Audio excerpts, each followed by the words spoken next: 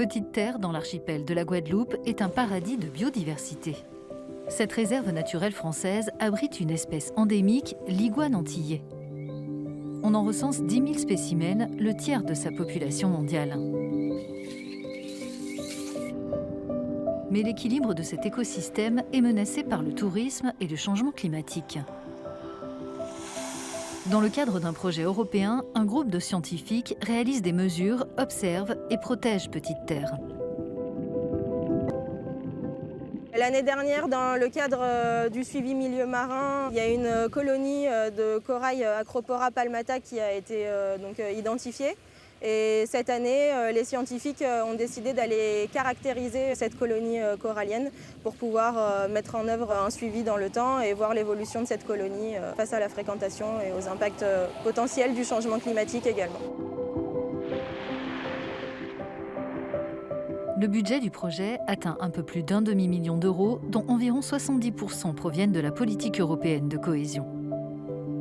La réserve s'étend sur 842 hectares en mer et 148 hectares à terre. 165 espèces d'oiseaux sont recensées à Petite Terre. L'ornithologue Anthony Lévesque les étudie depuis 23 ans.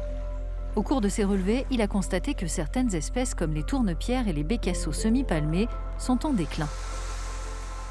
Il n'y a pas que des mauvaises nouvelles, heureusement. L'exemple des petites sternes, non seulement on a pu augmenter ou au moins stabiliser le nombre de couples qui s'installent tous les ans pour se reproduire, mais surtout, grâce à l'installation des plateformes, là, on a des dizaines et des dizaines et des dizaines de poussins qui arrivent à l'envol tous les ans. Et rien que pour ça, c'est vraiment fantastique. On ne peut rejoindre Petite Terre que par voie maritime et les bateaux ne sont pas autorisés à y jeter l'ancre afin de protéger le corail. Les skippers autorisés à entrer dans la réserve ont l'obligation d'informer les touristes sur la fragilité de l'écosystème et de les guider sur un parcours d'1 heure dans une zone limitée de terre de bas. L'autre îlet est lui interdit au public. La réglementation elle est très stricte.